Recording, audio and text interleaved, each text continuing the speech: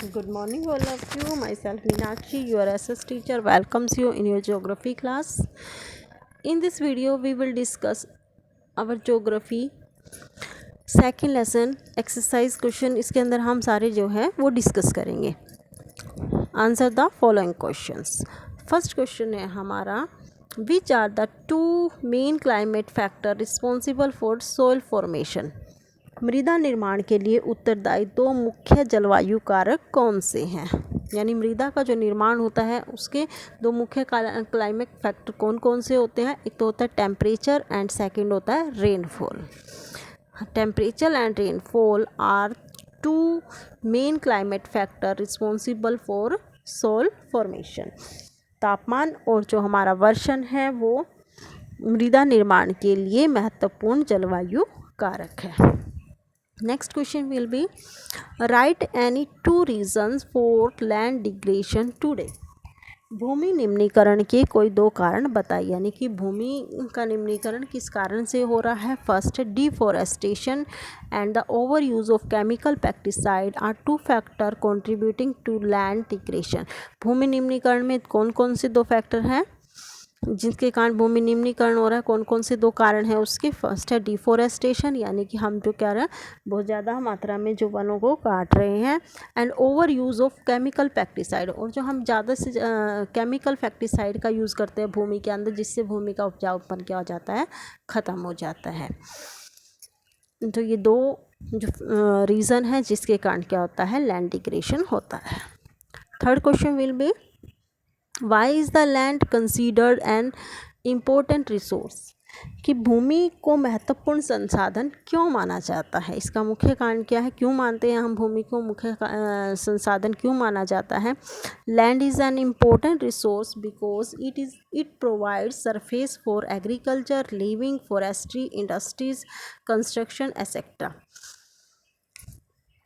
भूमि को हम महत्वपूर्ण संसाधन इसलिए मानते हैं क्योंकि इससे हमें क्या मिलता है. भूमि पर ही हम क्या कर सकते हैं, एग्रीकल्चर कर सकते हैं. यानी इसका कोई हमारे पास ऐसा सब्स्टिट्यूट नहीं है कि और जगह हम कृषि कर सकें. लिविंग हमारा, हम यहीं पर रह सकते हैं, ऐसा नहीं है हम चांद पर जाकर रह जाएं क्योंकि वहाँ पर क्या एयर प्रेशर नहीं होता.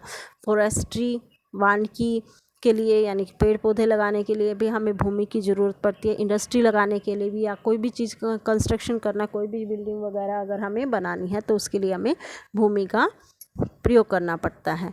Most activities take place on the land, यानी कि ये जितनी भी एक्टिविटी है वो हम लैंड पर ही कर सकते हैं और किसी पर नहीं कर सकते. इसके कारण ही हम भूमि को क्या है, इम्पोर्टेंट रिसोर्स मानते हैं.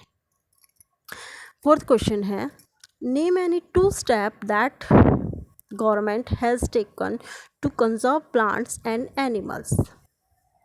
किन्हीं दो सोपानों के नाम बताइए जिन्हें सरकार ने पौधे और प्राणियों के लिए संरक्षण के लिए आरंभ किया है. कौन कौन से स्टेप सरकार उठाती है ताकि जो हमारे हम एनिमल्स का जो शिकार करते हैं, उनकी जो प्रजातियां वो ख़त्म होती जा रही हैं, उसके लिए सरकार ने क्या क्या काम किए हैं. स्टेप टेकन बाय गवर्नमेंट इंक्लूडिंग्स, कौन कौन से काम हैं, गवर्नमेंट ने कौन कौन से स्टेप उठाए हैं. इस्टेब्लिशमेंट ऑफ नेचुरल पार्क, कुछ नेचुरल पार्क बनाए हैं जहाँ पर जो जंगली जो जानवर वो रहते हैं. एंड वाइल्ड लाइफ सेंचुरीज, कुछ वाइल्ड लाइफ सेंचुरी बनाई है in different parts of India. India के अलग अलग क्षेत्रों में क्या बनाए हैं, नेशनल पार्क बनाए हैं और वाइल्ड लाइफ सेंचुरीज बनाई हैं. Their purpose in conservation of vegetation, इनका पर्पज़ क्या है, ताकि हम क्या कर सकें, वेजिटेशन जो है हमारी एंड वाइल्ड लाइफ रिस्पेक्टिवली. इसका मुख्य उद्देश्य है कि जो हमारी वेजिटेशन है उसको हम सही ढंग से रख सकें. Next question will be fifth question,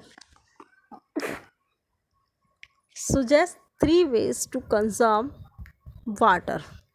water को कंजर्व करने के 3 स्टेप कौन कौन से, यानी हम पानी को किस प्रकार से सेव कर सकते हैं, कंजर्व इकट्ठा कर सकते हैं. रेन वाटर हार्वेस्टिंग, सबसे पहले हमें क्या लगाने चाहिए, रेन वाटर हार्वेस्टिंग लगाने चाहिए. इन ड्राई रीजन, जो हमारे सूखे एरिया है, drip irrigation suggested. Drip irrigation के बारे में मैंने आपको जब लेसन समझाया था उसके अंदर बताया था कि ड्रिप इरिगेशन क्या होती है, कि हम जो खेती करें वो क्या करें, पाइप लगा दें लंबी लंबी और वहाँ से क्या करें, थोड़ा थोड़ा पानी क्या करें हमारी खेतों के अंदर जाता रहे, पानी की वेस्टेज ना हो। The canal use to minimise loss by water seepage, कि हम जो ये कैनल का यूज़ करते हैं पानी का, उसका जब हम यूज़ करें तो इस ढंग से उनकी पाइप लगाएं कि पानी का क्या हो, कम पानी में हम अच्छी खेती कर पाए। ये तो थे हमारे कौन कौन से क्वेश्चन थे, ओनली एक्सरसाइज क्वेश्चन। अब हम एक्सरसाइज को डिस्कस करेंगे जिसमें फर्स्ट है हमारे कुछ मल्टीपल चॉइस क्वेश्चन है। फर्स्ट मल्टीपल चॉइस क्वेश्चन हमारा क्या है, which one of the following is not a factor of soil formation. Soil जो फॉर्मेशन है उसका फैक्टर है, which of the following is not a factor of soil formation. Soil formation का कौन सा फैक्टर नहीं है इसमें से, टाइम, सोल टेक्सचर और ऑर्गेनिक मैटर। तो टाइम तो है और ऑर्गेनिक मैटर भी है, B will be answer, soil texture. Which one of the following method is most appropriate to check soil erosion on steep soils? यानी कि सोइल इरेजन जो होता है उसके लिए हम क्या करें कि हमारा जो स्टिप जो ढलान वाले क्षेत्र है वहाँ पर कौन से मेथड से हम क्या कर सकें, सोइल इरेजन को रोक सकते हैं। शेल्टर बेल्ट, मल्चिंग, नहीं, ये आंसर नहीं है इसके। थर्ड इसका answer correct, trace cultivation. Which one of the following is not in favour of conservation of nature. Nature जो हमारी प्रकृति है उसके लिए कौन सा जो साधन है वो सही नहीं है, यानी कि निम्नलिखित में से कौन सा प्रकृति के अनुकूल नहीं है, कौन सा नहीं है। Switch off the bulb when not in use, कि हमें बल्ब को बंद कर देना चाहिए जब उसका यूज़ नहीं हो, ये क्या है, ठीक है कि हमें कर देना चाहिए।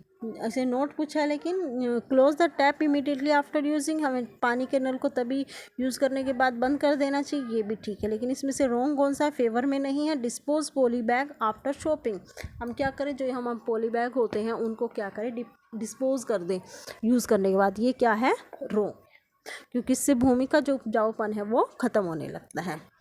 मैच थर्ड क्वेश्चन है, मैच द फॉलोइंग।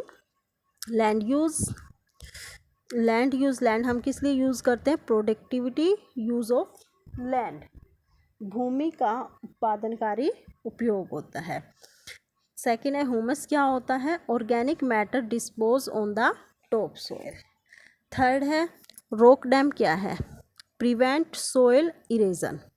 और बायोस्फीयर क्या होता है, नैरो जोन, जहाँ पर क्या होते हैं, लिथोस्फीयर, हाइड्रोस्फीयर और एटमॉस्फेयर, तीनों पॉइंट्स यहाँ पर जहाँ पर मिल जाते हैं वो हमारा क्या होता है, बायोस्फीयर बनता है। नेक्स्ट क्वेश्चन है, ट्रू और फॉल्स बताने हमें। Ganga Brahmaputra plain of India is over populated region. Bharat का गंगा ब्रह्मपुत्र का मैदान अत्यधिक आबाद वाला क्षेत्र है, यहाँ पर ज़्यादा लोग रहते हैं, यस ट्रू है। वाटर अवेलेबिलिटी पर person in India is decline. Bharat में प्रति व्यक्ति जल उपलब्धता कम होती जा रही है। हाँ, जल का हम ओवर यूज़ कर रहे हैं, जिसके कारण क्या हो रहा है, हमारे प्रति व्यक्ति जल की जो उपलब्धता है वो कम होती जा रही है। यानी एक सरकार कहती है कम से कम एक जो इंसान है, एक व्यक्ति है, उसके लिए सरकार 140 लीटर पानी पर डे देती है, लेकिन अब क्या हो रहा है, वो धीरे धीरे कम होता जा रहा है। Rows of trees planted in coastal area to check the wind moment is called intercropping. Intercropping क्या होता है, तटीय क्षेत्रों में पवन गति रोकने के लिए वृक्ष कतार में लगाए जाते हैं, जिसे बीज की फसल उगाना कहते हैं। नो, ये क्या है, इंटरक्रॉपिंग क्या है, ये गलत है कि हाँ, इंटरक्रॉपिंग क्या है, फसलों का हेर फेर कर कर हम उसके जो बोते हैं वो क्या होती है, इंटरक्रॉपिंग। तो ये क्या हो गया, फॉल्स।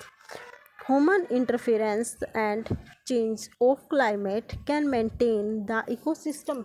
मानवीय हस्तक्षेप और जलवायु परिवर्तन पारितंत्र को व्यवस्थित रख सकते हैं। ये क्या है, रोंग है। मानवीय हस्तक्षेप से क्या होगा, हमारा जो इकोसिस्टम है वो क्या होगा, व्यवस्थित नहीं होगा बल्कि अव्यवस्थित हो जाएगा। ओके स्टूडेंट, इस लेसन को हम आज कंप्लीट कर दिया है। आपने इसके शॉर्ट क्वेश्चन आंसर सभी को छाट के आपने क्या करने हैं, मेरे व्हाट्सएप नंबर पर सेंड करने हैं। Okay student, bye.